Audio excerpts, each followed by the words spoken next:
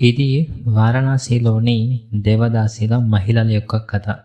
ఇది ఎక్కువగా అక్కడ దశాబ్దాలుగా జీవిస్తున్న దేవదాసీలు అంటే సాంప్రదాయ వేశ్యవర్గాల జీవితాలకు సంబంధించిన స్టోరీ.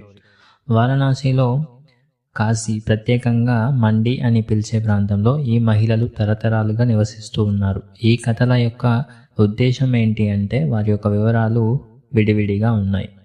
సాంప్రదాయ దేవదాసీల కథలు చూసుకున్నట్లయితే వారణాసిలో పాత దేవాలయాల సాంప్రదాయం ఆధారంగా కొందరు మహిళలు వేశ్యవృత్తిలోకి బలవంతంగా లేదా వంశపారపర్యంగా వచ్చారు. వారి జీవితాలు, పూజా విధానాలు, సంగీతం, నాట్యం మరియు వారి యొక్క వేశ్యవృత్తి మధ్య ముడిపడి ఉంటాయి. రెండోది చూసుకున్నట్లయితే కన్నీటి గాథలు. వాళ్ళ యొక్క ప్రాబ్లమ్స్ వల్ల వీరు వేశ్యవృత్తిలోకి రావడం జరిగింది. వీరిలో ఎక్కువ మంది మహిళలు దళారీ వ్యవస్థ, పేదరికం మరియు కుటుంబ బాధ్యతల వల్ల ఈ వృత్తిలోకి వచ్చారు. సమాజంలో వీరికి గౌరవం దక్కకపోగా నిత్యం వివక్షను ఎదుర్కొంటూ ఉన్నారు ఇప్పటి వరకు.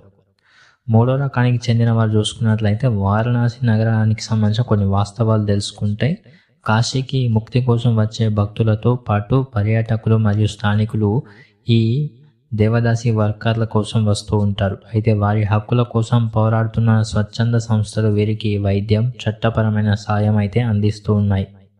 నాలుగో రకానికి చూసుకున్నట్లయితే సినిమా మరియు సాహిత్యానికి సంబంధించిన వారు కూడా దేవదాసి వ్యవస్థలోకి వచ్చారు. వారణాసి నేపథ్యంలో సాగే వేశ్యల జీవితాలను, వారి కష్టాలను ప్రతిబింబించే కథలు కూడా చాలా వచ్చాయి.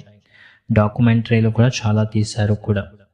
ఇంకా తెలుసుకుంటే వారణాసి వంటి ఆధ్యాత్మిక నగరంలో నివసించే దేవదాసి వర్కర్ల కథను ఇక్కడ తెలియజేయడం అయితే జరిగింది. వారి జీవితాలను పాఠకులకు అర్థమయ్యేలా ఈరోజు నేను చెప్పబోతున్నాను. కాశీలోని గంగా నది ఘాట్లపై సూర్యుడు అప్పుడే ఉదయిస్తూ ఉన్నాడు. భక్తులు హర హర మహాదేవ అంటూ పుణ్యస్నానాలు చేస్తూ ఉన్నారు.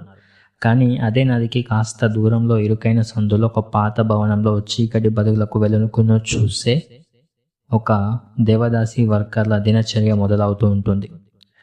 అక్కడ ఒక 2 రకాల దేవదాసి వర్కర్లు అయితే ఉంటారు.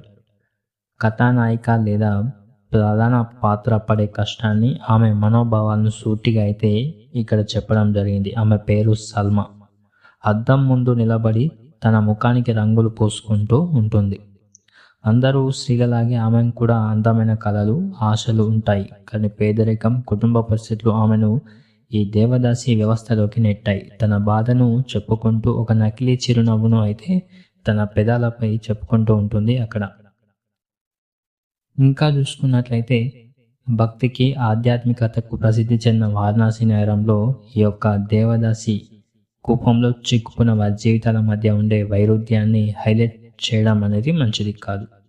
ఎగ్జాంపుల్కి చూసుకున్నట్లయితే మోక్షాపురి అని పిలువబడే వారణాసిలో జీవితాలు మాత్రం ఇక్కడే శాశ్వతంగా బందీలైపోయాయి. దేవదాసి వ్యవస్థకు పాపాలు ప్రక్షాళన చేసుకునే గంగా తీరంలో కొందరు మాత్రం బతుకు కోసం ప్రతిరోజు అక్కడ అమ్ముడు పోవాల్సి అయితే వస్తూ ఉంది.